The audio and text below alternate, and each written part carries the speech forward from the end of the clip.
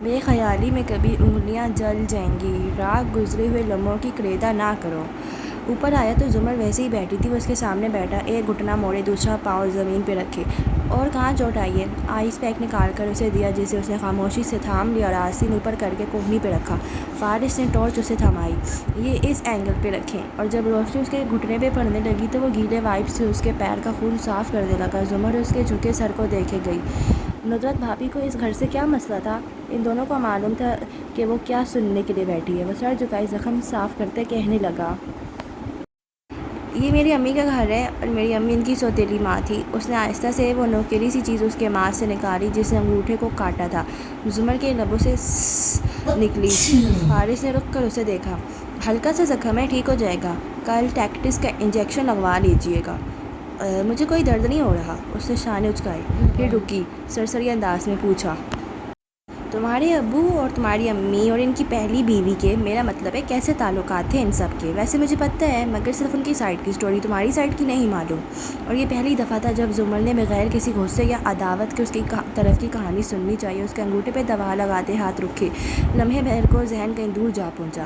یہ گھر میری امی کا ہے۔ شادی سے پہلے وہ اپنے بھائی اورنگزیب کاردار کے ساتھ ان کے گھر رہتی تھی۔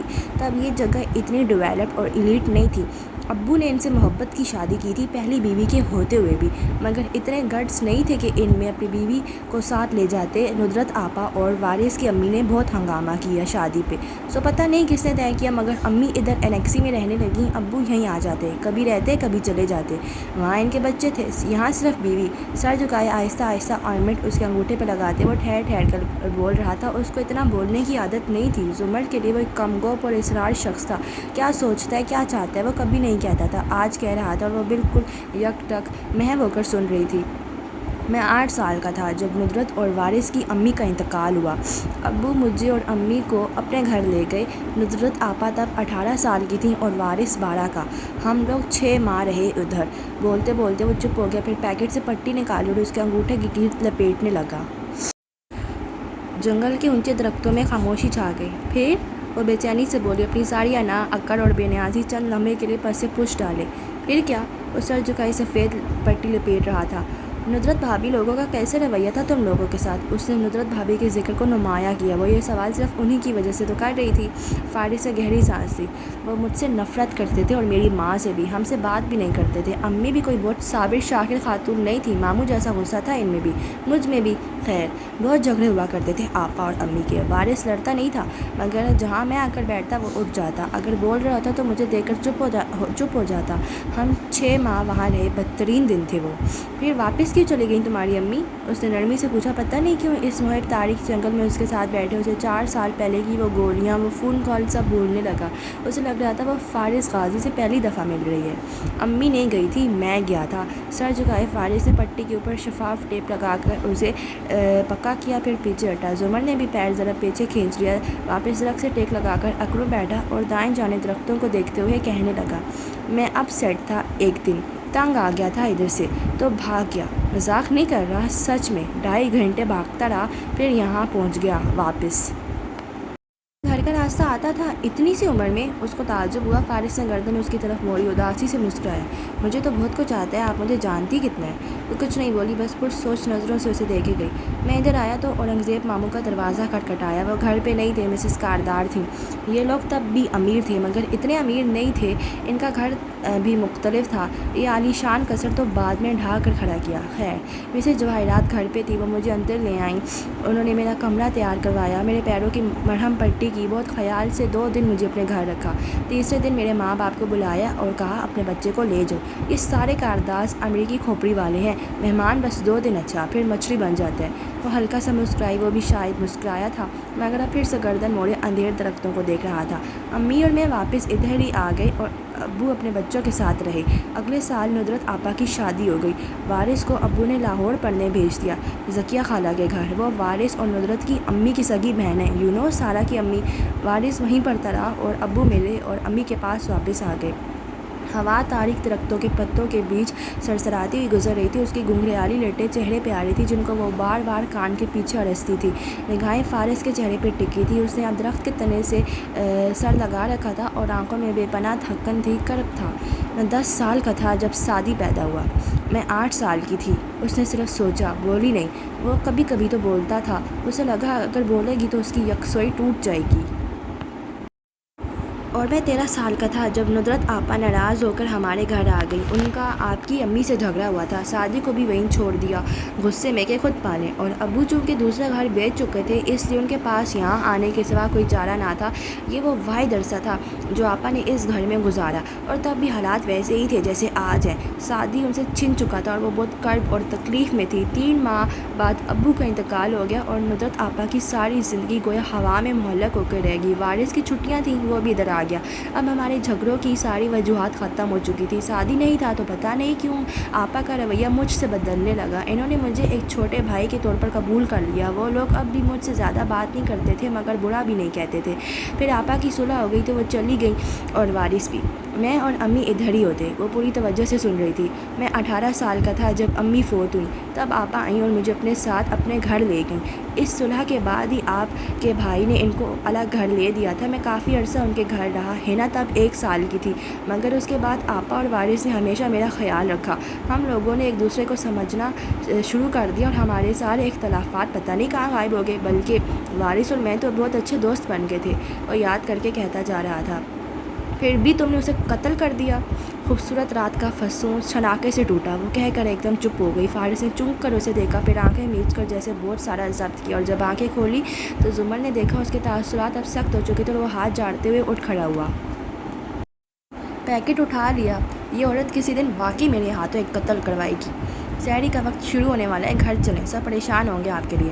وہ اس کی طرف سے رخ موڑ گیا۔ وہ بھی اٹھ کھڑی ہوئی تو وہ چلنے لگا۔ زمر کو اندر ہی اندر اس موقع پہ وارث کی موت کا افسوس کرنے پہ افسوس ہوا۔ وہ دونوں خاموشی سے گیٹ تک آئے تو اس نے پیکٹ اوپر کیبن تک اچھالا جیسے گارڈ نے کیچ لیا، پھر ایک نظر ساتھ چلتی زمر پہ ڈالی جو کسی اور خیال میں گم تھی۔ مسز کاردار نے اسٹاف نکال دیا سارا؟ غور سے اسے دیکھا۔ اس نے ہلکے سے شانے اچکائے۔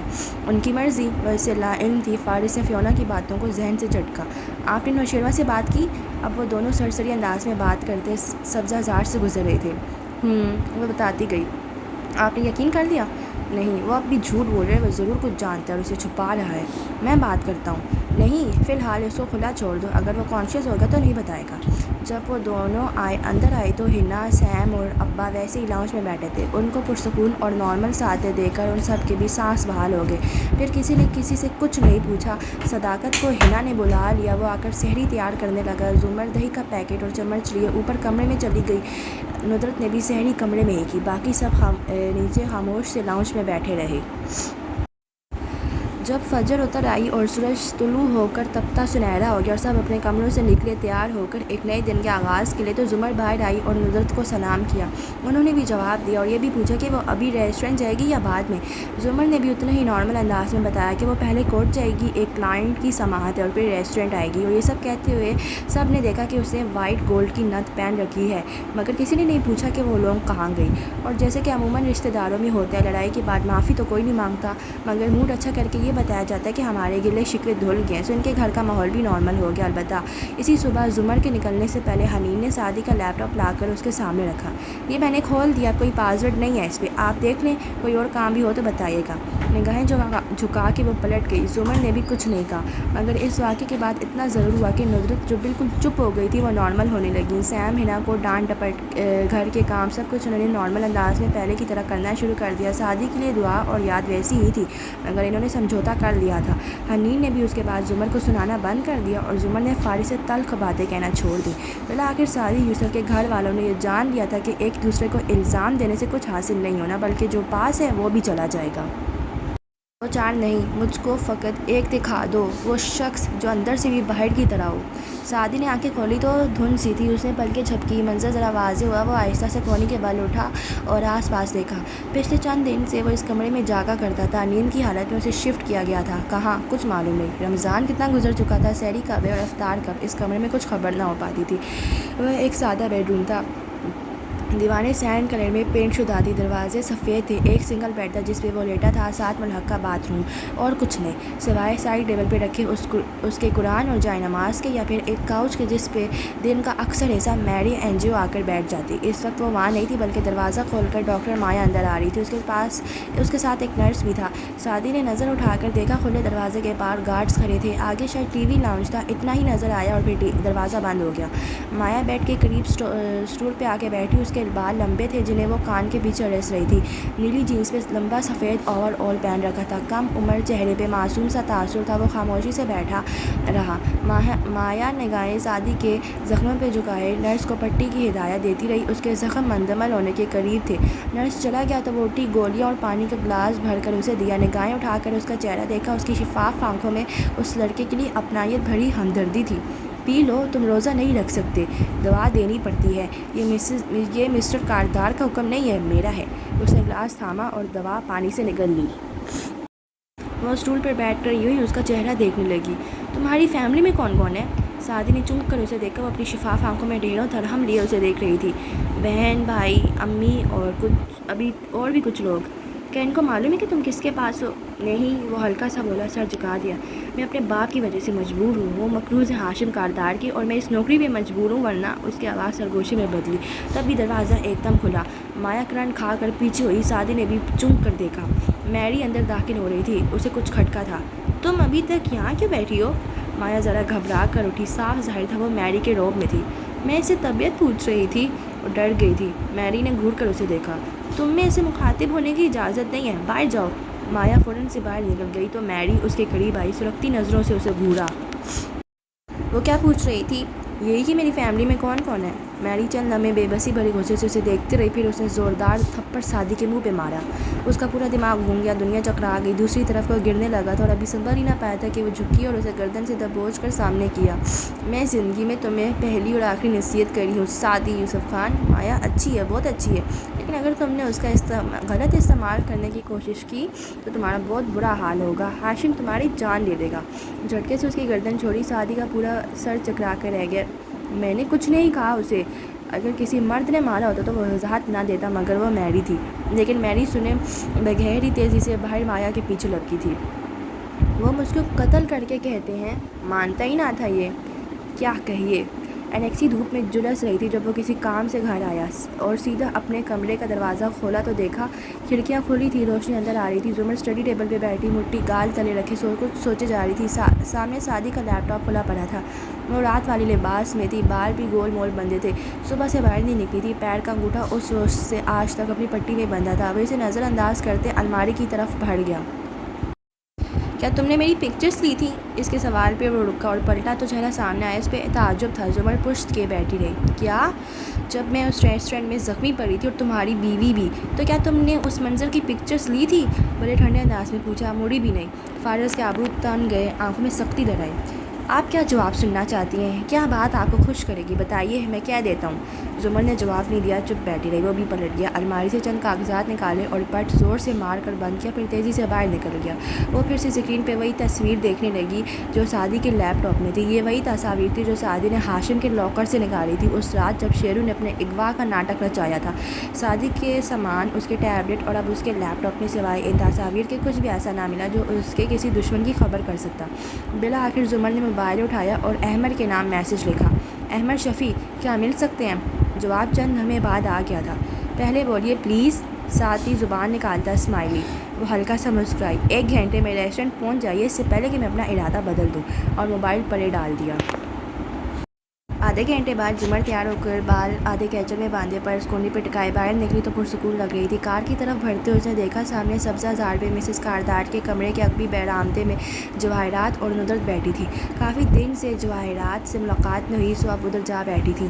जवाहरात ने मुस्कुरा कर हाथ दिलाया। जुमर ने मुस्कुरा कर सर को खम दिया और कार में बैठी। फिर इनकी नज़रों के सामने कार जन से आगे गुजर गई तो जवाहरात ने नुदरत की तरफ चेहरा मोड़ा। ऐसा लगता है जुमर फारिस के साथ खुश नहीं है। और नुदरत जो इसी तरफ देख रही थी चूम कर जवाहिरात को देखा। नहीं, वो दोनों ठीक हैं, ज़रा संभल कर बोली। मैं इसलिए कह रही हूँ क्योंकि मुझे इन दोनों की फ़िक्र है। नए शादीशुदा जोड़े ऐसे एक दूसरे से कटे नहीं रहते जैसे ये दोनों रहते हैं। शादी की वजह से ऐसा है, वो बस इतना कह पाई। आंखों में ढेरों थकान उतरी। मेरा नहीं ख्याल कि सिर्फ शादी की वजह से ऐसा है। अगर शादी आ गया तो क्या ये दोनों एकदम से ठीक हो जाएंगे? नुदरत खामोश रही। यकीनन ये बातें आपके जहन में भी घूम रही होंगी नुदरत, मगर ज़ाहिर है आप ये फारिग से नहीं कह सकती क्योंकि आप उसके घर में रहती हैं। मुस्कुराते हुए वो नरमी से कह रही थी, मगर कभी कभी इंसान को अपने छोटों को टोक देना चाहिए, उसी में इनका फ़ायदा होता है। नुदरत ने गहरी सांस अंदर उतारी। नहीं मिसेस कारदार, मियाँ बीवी के मामले में हमें नहीं बोलना चाहिए। एक दूसरे को इल्ज़ाम देने से सिर्फ घर का माहौल ख़राब होता है। और फिर ये घर तो मेरे अब्बू और भाई का है, मेरा अपना ही हुआ, इसलिए मुझे सबका सोचना चाहिए। अपने असली घरेलू और सादा अंदाज में वो कहती गई। जवाहिरात को बात पसंद नहीं आई मगर खामोश रही। वो उठी तो फियोना आई। एक नन्हा सा बॉक्स और ख़त का लिफाफा सामने किया।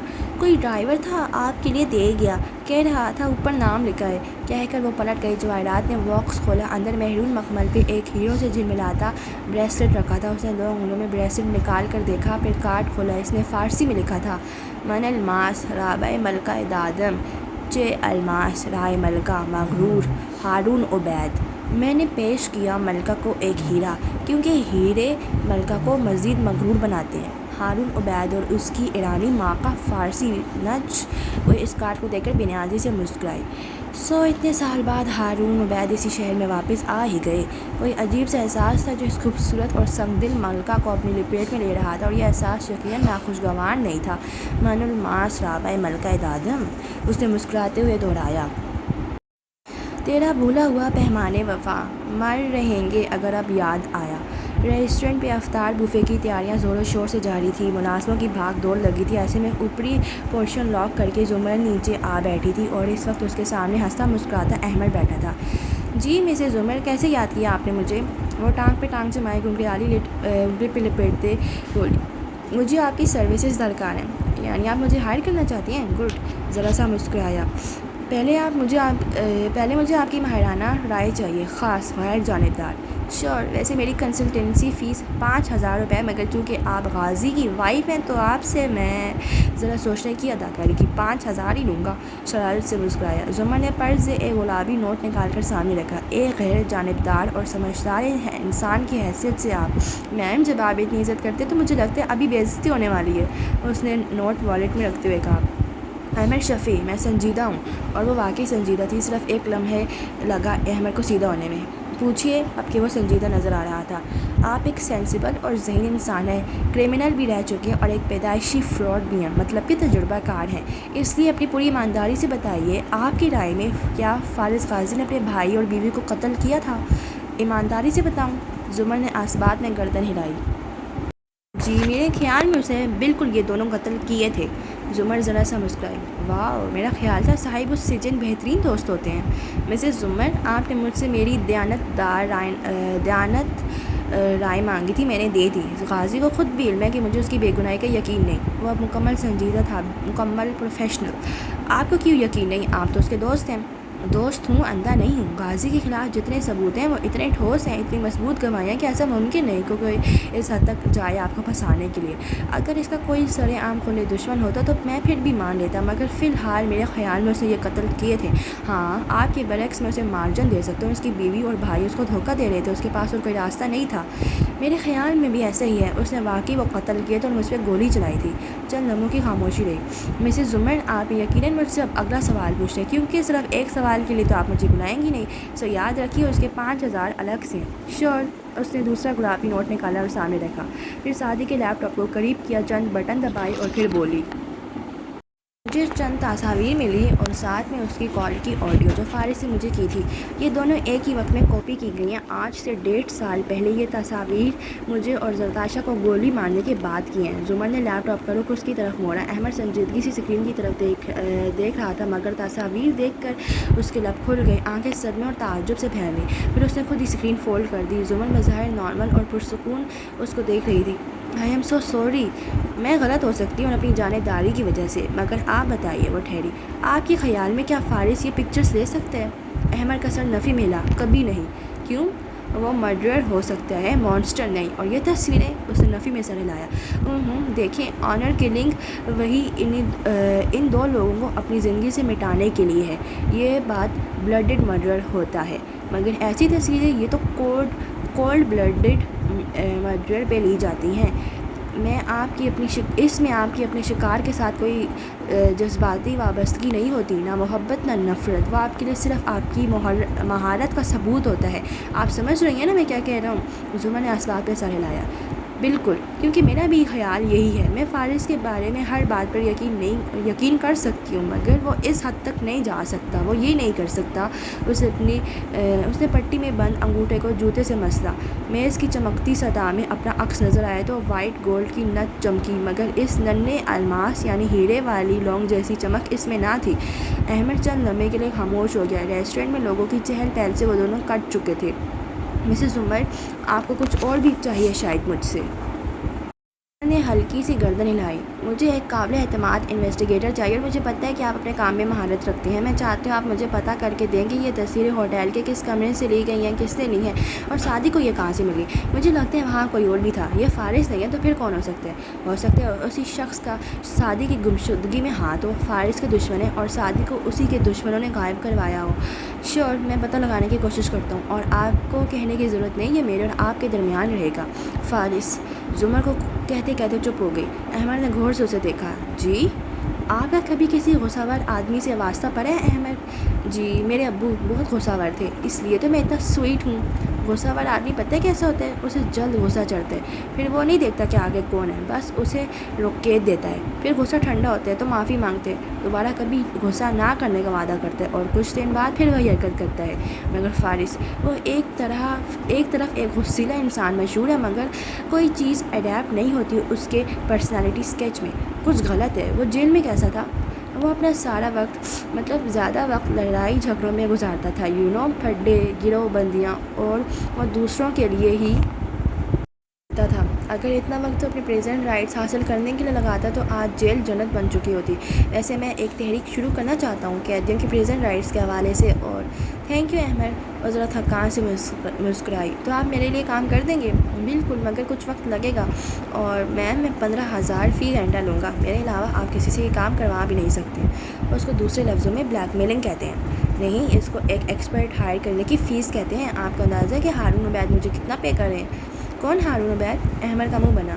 آپ اتنے مشہور سیاستدان کو نہیں جانتی؟ میں نہیں مان سکتا۔ اچھا، وہ ہارون عبید، انہوں نے تو ایک اسکینڈل کے بعد فارن منسٹری سے استعفیٰ دے دیا تھا، اب کہاں سے آ گئے؟ ہمارے سیاستدان یہ کچھ عرصہ ہائبرنائٹ کرتے ہیں، پھر دوبارہ میدان میں آ جاتے ہیں، اور اپنا امیج درست کروانے کے لیے ان کو ہمارے جیسے کنسلٹنٹس کی ضرورت ہوتی ہے۔ اب دیکھیے گا 3 ماہ کی میڈیا کیمپین کے بعد ان کو کیسا مشہور کرتا ہوں۔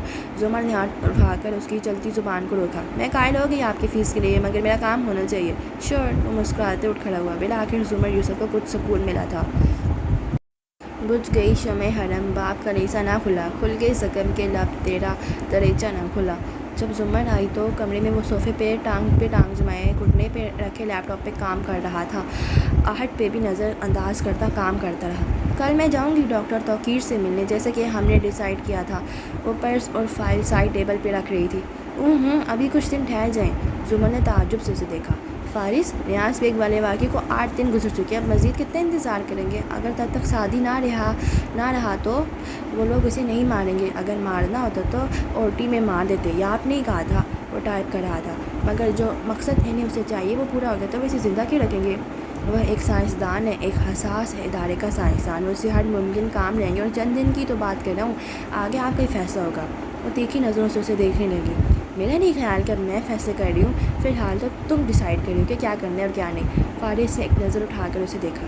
پتہ نہیں آپ کیا بولے جا رہی ہیں، میں اس لیے کہہ رہا تھا کہ ڈاکٹر توقیر دبئی میں ہے، ذرا دونوں میاں بیوی آ جائیں، پھر ہم ان کو دیکھ لیں گے۔ دونوں میاں بیوی؟ اس کی بیوی کا کیا ذکر؟ اور فارس غازی کی ٹائپ کرتے انگلیاں تھمی۔ ایک دم رک کر اس نے زمر کو دیکھا۔ میرا مطلب تھا ہم دونوں۔ نہیں، تمہارا یہ مطلب نہیں تھا۔ وہ سامنے کھڑی چپتی ہوئی نظروں سے اسے دیکھ رہی تھی۔ تم نے اس کی بیوی کا ذکر کیوں کیا؟ زمر میں سارا دن کا تھکا آیا ہوں، کیا اس وقت میرا دماغ خراب کرنا ضروری ہے؟ ایک دم غصے سے اکتا کر اٹھا اور لیپ ٹاپ اٹھائے باہر نکل گیا۔ وہ آنکھیں سکیڑ کر اسے جاتے دیکھتی رہی، پھر مڑی تو دیکھا صوفے پہ اس کا والیٹ پڑا تھا۔ زمر نے چند لمحے کے لیے سوچا، پھر والیٹ اٹھایا، اندر جھانکا، اس میں پیسے تھے، چند ایک وزٹنگ کارڈز اور اے ٹی ایم کا کارڈ۔ اس نے وہی نکالا، اوپر حروف میں لکھا تھا فارس طاہر غازی۔ فارس طاہر غازی؟ وہ بڑبڑائی، مجھے اس کا پورا نام بھی نہیں معلوم۔ کارڈ واپس رکھ کر اس نے والیٹ وہیں ڈال دیا، پھر وہ بیڈ پہ بیٹھی اور سینڈل اتارتے ہوئے سوچنے لگی۔ مجھے اس میں کوئی شک نہیں کہ وہ ایک قاتل ہے، اس میں بھی کوئی شک نہیں کہ وہ سعدی کے ساتھ مخلص ہے، مگر اس کے علاوہ میں کیا جانتی ہوں فارس کے بارے میں؟ ایک کم گو، غصہ اور پر اصرار شخص، مگر اس سے ہٹ کر فارس غازی کون ہے؟ وہ سوچ میں گم بیٹھی رہی، پھر ایک دم وہ اٹھی، نیچے آئی تو فارس نہیں تھا۔ بیرونی برآمدے سے آوازیں آ رہی تھی، وہ ندرت کے ساتھ باہر بیٹھا تھا۔ زمر دبے قدموں سے چلتی بیسمنٹ کی سیڑھیاں اترنے لگی۔ نیچے تہہ خانہ اندھیر پڑا تھا، اس نے ایک ہی بتی جلائی تو وہ وسیع کمرہ نیم اندھیر ہو گیا۔ وہاں کونے میں ایک چھوٹے سے کمرے کا دروازہ تھا، جیسے کوئی اسٹور وغیرہ ہو۔ فارس نے اس کو شادی کی پہلی رات بتا دیا تھا کہ بیسمنٹ کی چابی وہ اس کو نہیں دے رہا، ادھر زرتاشا کی چیزیں پڑی ہیں۔ پھر جب ہینن لوگ ادھر آ کے رہنے لگے تو سامان رکھنے کے لیے اسے بیسمنٹ کھول دی، مگر یہ کمرہ؟ زمر اس کے بند دروازے کے سامنے آ کر ٹھہری، اس کی چابی اب بھی اسے کسی کو نہیں دی تھی۔ کیا رکھتا تھا وہ اس میں؟ اکثر وہ اسے بیسمنٹ سے اوپر آتے دیکھتی تھی، بار بار اسے اس کمرے میں جانے کی کیا ضرورت پڑتی تھی؟ زمر نے اس کمرے کا لاک گھمایا، وہ مقفل تھا، ذرا دھکا دیا، بے سود۔ آپ ادھر کیا کر رہی ہیں؟ آواز تھی کہ سور وہ کرنٹ کھا کر پلٹی۔ نیم اندھیرے میں وہ سیڑھیاں اترتا دکھائی دے رہا تھا، چہرے پہ سختی تھی اور آنکھوں میں برہمی۔ تہہ خانے میں اس رات عجیب سی پر اسراریت بکھری تھی۔ زمر 2 قدم پیچھے ہٹی، کمر دیوار سے جا لگی، وہ قدم قدم چلتا اس طرف آ رہا تھا۔ میں زمر نے تھوک نکلا۔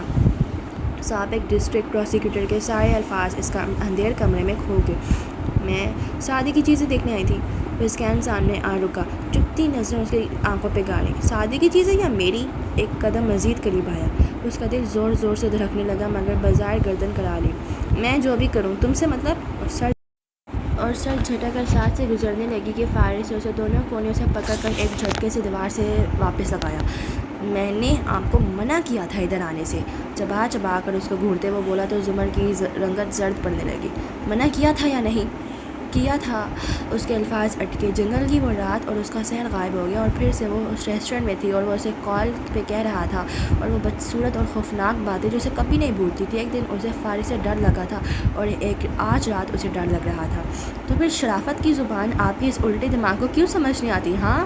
غصے سے بولا تو زمر کی اس پہ جمی آنکھوں پہ گویا سانس رکنے کی کیفیت سمونے لگی، مگر وہ کمزور نہیں پڑنا چاہتی تھی۔ ہاں ٹھیک ہے، میں دیکھنے آئی تھی تمہاری چیزیں، پھر کیا کر لو گے تم؟ میں تم سے نہیں ڈرتی۔ اچھا، بند کر کے چلا جاؤں آپ کسی کمرے میں 2-4 دن کے لیے؟ ڈرتی تو نہیں ہے نا آپ؟ اسے کوہنی سے پکڑے جھٹکا سا دیا۔ مجھے مین ہینڈل مت کرو۔ بدقت اس نے اپنے بازو چھڑائے، مگر بے سود۔ میری بات کان کھول کر سنیں زمر بی بی، پرتپش نظروں سے اسے دیکھتے وہ چبا چبا کر بولا، میں جتنا آپ کا لحاظ کرتا ہوں اتنی آپ بڑھتی جاتی ہیں، کسی دن مجھ سے واقعی اپنا قتل کروا کر رہیں گی۔ اس لیے آئندہ اگر میں نے کبھی آپ کو اپنی چیزوں کے قریب ہی پھٹکتے دیکھ لیا نا، تو دیکھیے گا کیا حال کرتا ہوں آپ کا۔ آپ ابھی جانتی ہی نہیں ہیں مجھے۔ جھٹکے سے اسے چھوڑا اور وہ ایک لمحے کے لیے بھی نہ رکی، تیزی سے بھاگتی ہوئی سیڑھیاں چڑھتی گئی۔ ابا اور سیم کے کمرے سے ملحقہ اسٹڈی روم میں آ کر اس نے دروازہ لاک کیا، پھر گہرے گہرے سانس لیتی دروازے سے پشت ٹکائے آنکھیں بند کیے کتنی ہی دیر کھڑی رہی۔ تمہیں اسے شادی ہی نہیں کرنی چاہیے تھی زمر، اب بھگتو۔ عادت کے برخلاف اس نے خود کو ملامت کیا۔ کتنی ہی دیر پھر وہ ادھر کھڑی رہی، یہ تو طے تھا کل صبح تک وہ واپس کمرے میں نہیں جائے گی۔ آج دوسری دفعہ اسے فارس سے ڈر لگا تھا۔ زبان پہ مہر لگی ہے تو کیا کہ رکھ دی ہے، ہر ایک حلقۂ زنجیر زبان میں نے۔ سعدی یوسف کا وہ کمرہ سجن خاموش پڑا تھا۔ دفتر باتھ روم کا دروازہ کھلا اور وہ باہر آتا دکھائی دیا۔ وہ قدرے لڑکھڑا کر چل رہا تھا، بیڈ کا سہارا لیا اور بیٹھا، پھر بند دروازے کو دیکھا، چند لمحے سوچا اور جھک کر سائڈ ٹیبل کا دروازہ کھولا۔ اندر ایک پیچ رکھا تھا جو اس نے سنک کے کنارے سے اتارا تھا۔ اس نے یہ پیچ باہر بالکل خشک کر کے ادھر رکھا تھا، اب چند دن بعد وہ اسے نکال کر دیکھ رہا تھا۔ پیچ پہ زنگ لگ چکا تھا۔ سعدی مسکرایا، اس نے اپنی گردن کو چھوا جہاں ہلکا ہلکا سا پسینہ مسلسل آیا رہتا تھا۔ اس کا شک ٹھیک تھا، ہوا نم تھی، کچھ زیادہ ہی نم۔ وہ یقیناً کسی ایسے شہر میں تھا جو سمندر سے قریب تھا، اور ہاشم کو لگتا ہے میں بھاگنے کی کوشش نہیں کروں گا تو یہ اس کی بھول ہے۔ پیچ رکھ کر اس نے ٹیک لگائی اور سائڈ ٹیبل سے قرآن اٹھا لیا۔ چہرے کے زخم اب تقریباً مندمل ہو چکے تھے، البتہ وہ پہلے سے کمزور لگتا تھا۔ آج آج کتنا روزہ ہے کچھ نہیں معلوم، وہ کتنے سے پارے کرے گا کوئی حساب نہیں، کبھی دل چاہتا تو پڑھتا جاتا، کبھی اتنا بیزار اور اداس ہوتا کہ 2 دن قرآن نہ کھولتا۔ سب اس وقت کیا کر رہے ہوں گے؟ امی چھوٹے باغیچے والے گھر میں افطاری بنا رہی ہوں گی، کبھی ماموں اور پھوپھو بھی آ جایا کرتے ہوں گے، اور ابا تو اب امی اور حنا کے ساتھ رہتے ہوں گے۔ اس نے بھٹکتے ذہن کو قرآن کے صفحات پہ مرکوز کرنا چاہا۔ میں پناہ مانگتا ہوں اللہ کی دھتکارے ہوئے شیطان سے۔ طاؤس پڑھ کر اس نے النمل وہیں سے کھولی جہاں سے اس روز چھوڑی تھی۔ اور بے شک ہم نے دیا داؤد اور سلیمان کو علم۔ سعدی کے آبرو ستائشی انداز میں اٹھے، گھر والوں کی یاد محو ہونے لگی۔ واہ اللہ تعالیٰ، اس طرح کی آیات اور یہ شاہانہ انداز، the king of all kings. جب آپ فرماتے ہیں ہم نے یہ کیا تو مجھے بہت اچھا لگتا ہے، بہت فخر محسوس ہوتا ہے۔ میں بتوں کو پوجنے والوں، انسانوں کو خدا کا بیٹا ماننے والوں اور قبروں کو سجدہ کرنے والوں کے سامنے گردن اٹھا کر فخر سے کہہ سکتا ہوں کہ دیکھو میرا رب تو یہ ہے، بادشاہوں کا بادشاہ، اور میرے اور اس کے درمیان کوئی تیسرا نہیں ہے۔ نرمی سے مسکراتے سر جھکائے وہ کہہ رہا تھا، اور اللہ کی باتیں تو ختم نہیں ہوتی۔ سعدی نے آیات کے الفاظ پہ توجہ دی۔ ہم نے دیا داؤد اور سلیمان کو علم، اور ان دونوں نے کہا سب تعریف اللہ کے لیے ہے جس نے فضیلت دی ہم کو بہت سے مومن بندوں کے اوپر۔ اس نے رک کر ذرا سوچا، کتنی امیزنگ بات ہے یہ اللہ تعالیٰ۔ اکثر ہماری فیملیز میں کئی بچوں میں سے 1 یا 2 بہت لائق نکلتے ہیں، ماں باپ اپنی تربیت پہ اتراتے ہیں اور وہ بچے اپنی ذہانت پہ، مگر آپ کہتے ہیں کہ جیسے داؤد علیہ السلام کے 19 بیٹوں میں سے صرف ایک سلیمان علیہ السلام کو آپ نے خاص علم عطا کیا، ویسے ہی ہر ایک کو مجھے بھی علم آپ نے ہی دیا ہے۔ عمل بھی آپ دیتے ہیں، اگر ماں باپ دیتے تو ساری اولاد کو دے دیتے، مگر باقی اولاد کو بھی آپ نے کچھ ضرور اور عطا کیے ہوتے۔ پتہ ہے اللہ تعالیٰ، لوگ مجھ سے اکثر پوچھتے ہیں سعدی تمہیں اتنا اچھا قرآن کس نے سکھایا؟ میں کہتا ہوں مجھے میرے رب نے سکھایا۔ آپ اسی سے علم کے لیے دعا کریں، وہ آپ کو مجھ سے بھی اچھا قرآن سکھائے گا۔ قید خانے کا وہ کمرہ اس تپتی دوپہر میں بھی کھلے پہاڑی مقام کی طرح ٹھنڈا ہو گیا۔ سعدی ارد گرد سب کچھ بھلائے بس ان الفاظ کو پڑھ رہا تھا، اور وارث ہوئے سلیمان داؤد کے، اور کہا سلیمان نے کہ اے لوگو، ہم سکھائے گئے ہیں پرندوں کی بولیاں، اور ہمیں عطا کی گئی ہے ہر چیز۔ بے شک یہ وہ فضل ہے جو روشن نمایاں ہے۔ گھریالے بالوں والے لڑکے کی مسکراہٹ گہری ہوئی، اور فلمی اداکاروں اور سیاسی لیڈرز اور ایسے تمام لوگ جن کی وجہ شہرت وہ کام ہے جو اللہ کو نہیں پسند، ان سب کی پرستش کرنے والے بڑے ستاروں کے سامنے میں گردن اٹھا کر کہہ سکتا ہوں کہ دیکھو میرے آبا تو یہ لوگ ہیں جو انبیاء ہیں، جو اتنی شان سے بات کرتے ہیں۔ انہیں اللہ نے کیا کیا نہیں عطا کیا، اور انہوں نے اپنا علم روک کر نہیں رکھا، بخل نہیں کیا، نعمتوں کا اعتراف کیا، اور یہی شکر ہوتا ہے۔ اور ہم لوگ اس کی مسکراہٹ اداسی میں بدلی۔ ہمیں تو ذرا سا ہنر آج ہے، ہم کسی کو بتاتے نہیں کہ وہ کوئی ہم سے اچھا نہ کر لے۔ اتنے تنگ دل کیوں ہیں اللہ تعالیٰ ہم؟ کمرے میں اس وقت سکونیت ہی سکونیت اتری تھی، ٹھنڈی میٹھی سی چھایا تھی۔ وہ سر جھکائے آگے پڑھنے لگا، اور اکٹھے کیے گئے سلیمان کے لیے ان کے لشکر جنوں میں سے اور انسانوں میں سے اور پرندوں میں سے تو وہ پورے ضبط میں رکھے گئے تھے۔ سعدی نے آنکھیں بند کر کے یاد کرنا چاہا۔ اللہ تعالیٰ ضبط کے لیے جو آپ نے لفظ استعمال کیا وضع، اس کا اصل لغوی مطلب کیا تھا بھلا؟ کچھ دماغ آج کل سست رہتا تھا، سو ذرا دیر سے یاد آیا۔ ہاں، فوج کو ترتیب وار حصوں میں رکھنا۔ ایک دوسرا مطلب بھی تھا، ذرا ذہن پہ زور دیا، شاید روکنا اور منع کرنا۔ سو بات یہ اللہ تعالیٰ، آنکھیں کھول کر وہ ذرا سکون سے اپنی بات سمجھانے لگا کہ جنوں اور پرندوں کو تو رہنے دیں، صرف انسانوں پہ حکمرانی کرنے کے لیے، اپنا راج قائم کرنے کے لیے، بھلے وہ کسی گھر کا ہو یا کسی ادارے کا یا پورے ملک کا، ڈسپلن سب سے زیادہ ضروری ہے۔ اور جب اس ڈسپلن کو بھی ڈسپلن کرنا چاہیے، نہ زیادہ روک ٹوک نہ کام۔ خیر پھر کیا ہوا؟ 72 بار پڑھی سورہ ہر دفعہ نہیں لگتی، سو دلچسپی سے اگلی آیت کی طرف آیا، یہاں تک کہ وہ سلیمان علیہ السلام جب آئے چونٹیوں کی ایک وادی تک، وہ ہلکا سا مسکرایا۔ یہ چونٹیاں اسے کتنی پسند تھیں، تو کہنے لگی چونٹی کی ایک ملکہ، چونٹی اے چونٹیوں، اپنے گھروں میں داخل ہو جاؤ، یہ نہ ہو کہ بے خبری میں سلیمان اور اس کے لشکر تمہیں رونڈ ڈالیں۔ ارے واہ، آج کی آیت اتنی ریگل آ رہی ہے اللہ تعالیٰ، میں تو خود کو ایک قیدی محسوس ہی نہیں کر رہا۔ پہلے آپ، پھر سلیمان علیہ السلام، پھر چونٹی، ہر کسی کی اپنی شان ہے۔ اس نے کھلے دل سے سراہا۔ اب یہ چونٹی نہ ڈری نہ گھبرائی نہ بھاگی، اسے پہلے باقی سب کا سوچا۔ وہ ملکہ تھی، اس سے اپنی جماعت کی خیر خواہی چاہی، مگر وہ ذہین بھی تھی، اس کو معاملہ ڈیل کرنا آتا تھا۔ شور نہیں مچایا، پورے وقار اور بردباری اور تحمل سے چونٹیوں کو مخاطب کر کے اندر جانے کا کہا، اور پھر بڑے لوگوں کی بڑی باتیں ہوتی ہیں، اس سے بھی چھوٹی حرکت نہیں کی، بڑا دل رکھا، اچھا گمان کیا کہ اگر بالفرض سلیمان کا لشکر تمہیں روند بھی دے تو بے خبری میں ایسا ہوگا۔ آپ سے اونچے اور بڑے لوگ عادتاً آپ کو روند کر نکل جاتے ہیں، اپنی حفاظت آپ کو خود کرنی ہوتی ہے۔ اللہ پتہ ہے کیا میری ٹیچر کہتی تھی، نمل ذہین فیمیلز کی صورت ہے۔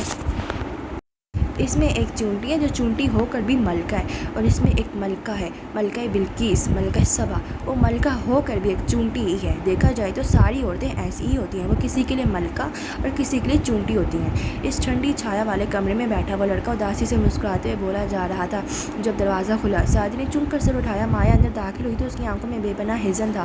وہ اس کے کندھے کے قریب آ کھڑی ہوئی، قرآن اس کے ہاتھ سے لے کر ساری ٹیبل پہ دھرا، آنکھیں بند کیں، اپنے جسم پہ سلیب کا نشان بنایا۔ خداوند یسوع مسیح، مجھے معاف کرنا۔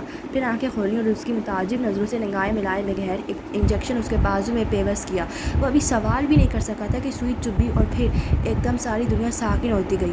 منظر دھندلاتا پھر واضح ہوتا، پھر دھندلاتا، وہ ہل بھی نہ سکا، اس کا جسم سن ہو چکا تھا۔ مایا نے اسے لٹایا کروٹ کے بل، یوں کہ اس کا چہرہ دروازے کی طرف تھا اور دونوں بازو اسی سمت گرے ہوئے تھے۔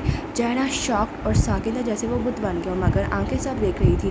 مایا سر جھکائے باہر نکلی اور کھلے دروازے سے سعدی کی بے جان آنکھوں نے دیکھا کہ ایک 3 پیس نفیس سوٹ میں ملبوس اسمارٹ سا آدمی اندر داخل ہو رہا ہے۔ اس کے بال جیل لگا کر پیچھے سیٹ تھے، کلائی کی گھڑی، چمکتے بوٹ، وہ سب دیکھ سکتا تھا۔ کسی نے کرسی لا کر رکھی اور وہ سعدی کے قریب بیٹھا، ٹانگ پہ ٹانگ جمائی، شاہانہ انداز میں کرسی کی پشت پہ بازو پھیلایا۔ ہیلو اگین سعدی، ہاشم کی بھاری آواز اس کی سماعتوں سے ٹکرائی۔ وہ بنا پلک جھپکے نیم مردہ سا پڑا اسے دیکھے گیا۔ کیسے ہو تم؟ اوہ آئی ایم سوری، اس انجیکشن کے لیے چند گھنٹے میں تم ٹھیک ہو جاؤ گے۔ میں تم سے ڈرتا نہیں ہوں، بس یہ نہیں چاہتا کہ تم مجھ پہ حملہ کرو اور تمہارے زخم ادھریں۔ مجھے تمہاری فکر ہے بچے، اور میرا خیال ہے کہ تمہاری فکر صرف مجھے ہی ہے۔ تبھی تو عید سے کچھ دن پہلے میں اسپیشل تمہارے پاس آیا ہوں، تمہارا عید کا تحفہ لے کر۔ آواز پورے کمرے میں گونج رہی تھی۔ وہ ٹانگ پہ ٹانگ جمائے بیٹھا، انگلی سے ٹھوڑی مسلتے کہہ رہا تھا، کیا تم میرا شکر ادا نہیں کرنا چاہو گے؟ میں نے تمہاری جان بچائی، کیونکہ میں سعدی، میں تمہیں بہت پسند کرتا ہوں، اس لیے میں نے سوچا کہ اتنے ذہین اور قابل سائنسدان کو ضائع کیوں ہونے دوں۔ دیکھو، میں نے تمہیں ایک اچھی آفر دی تھی کہ میرے لیے کام کرو، مگر تم نے جواب میں کیا کیا؟ تم نے میرے بھائی کو گالی دی، مگر میں تمہارا ہر قصور معاف کر رہا ہوں۔ آج سے ہم نئی شروعات کریں گے۔ سعدی اسی طرح بے جان مردہ سی خالے آنکھوں اور مفلوج بدن کے ساتھ اسے دیکھے گیا۔ وہ جیب سے ایک بڑا پیکٹ نکال رہا تھا۔ مگر اس سے پہلے تمہارا عید کا تحفہ۔ پیکٹ سے اس نے ایک لارج فوٹوگراف نکالا۔ تمہیں معلوم ہے تمہاری فیملی شفٹ ہو گئی ہے؟ گیس کرو کدھر؟ میرے گھر کی انیکسی میں۔ تم نے کہا تھا کہ میں ان سے دور رہوں، مگر وہ خود قریب آ گئے۔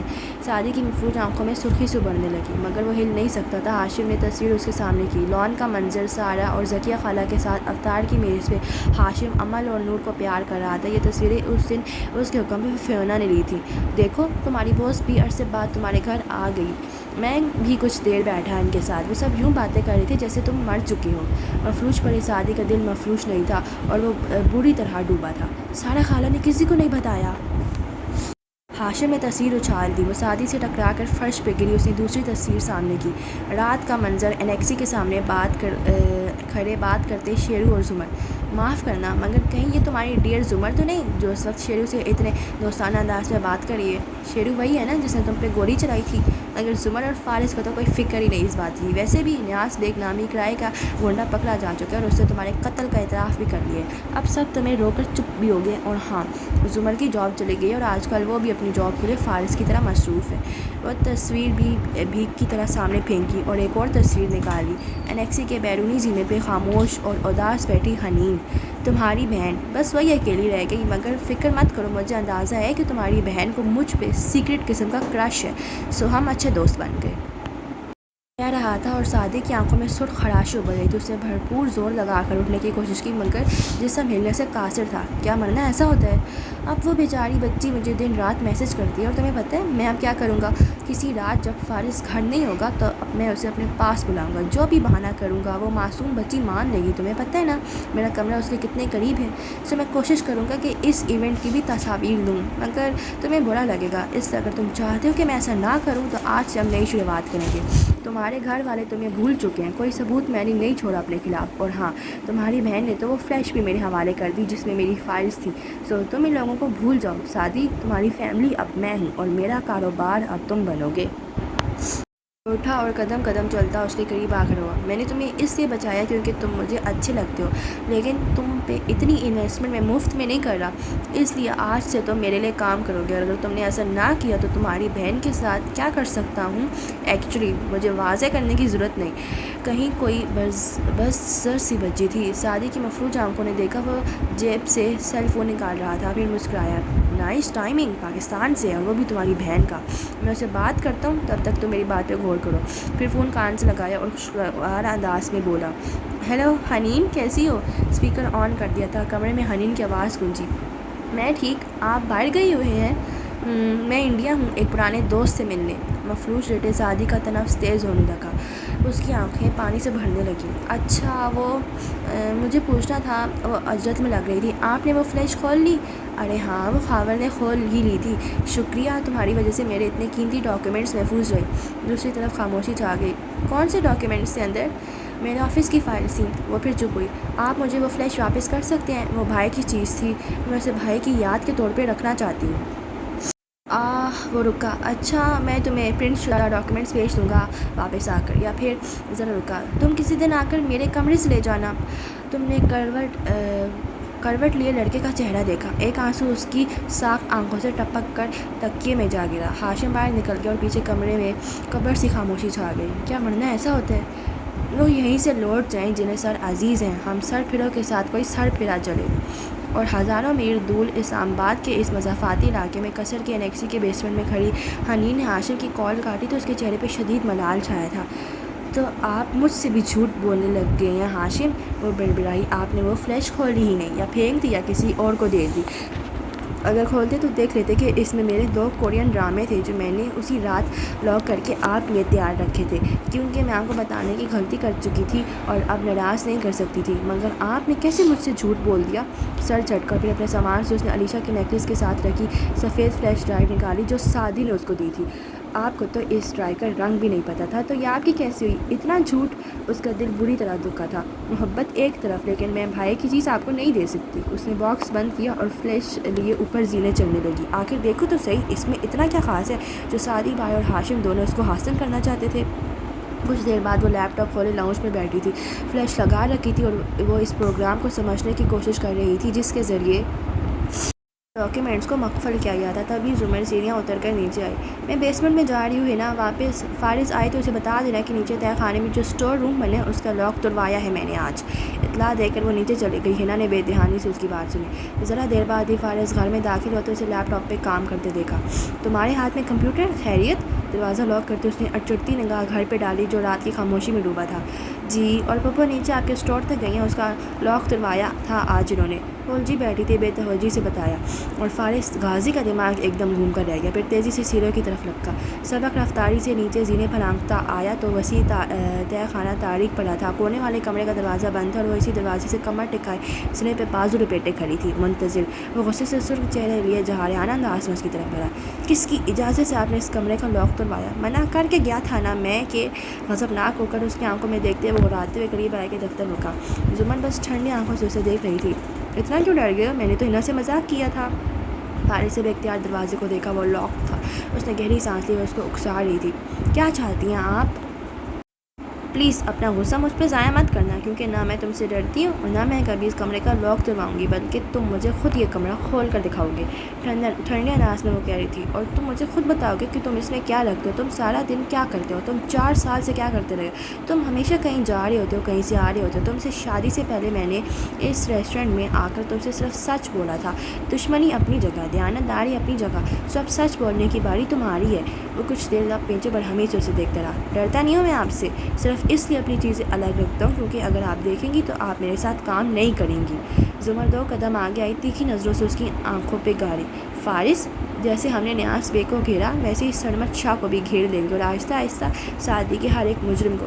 مجھے کم از کم سعدی کے معاملے پہ تم پہ اعتبار ہے، لیکن میں صرف اتنا جاننا چاہتی ہوں کہ فارغ طاہر غازی کون ہے؟ کم از کم مجھے معلوم ہونا چاہیے کہ میں کس کے ساتھ کام کر رہی ہوں۔ فارغ سے گہری سانس لی، پھر جیب سے چابیوں کا گچھا نکالتا اس کمرے کے دروازے تک آیا، ایک چابی لاک میں گھمائی اور پھر دروازہ کھول دیا۔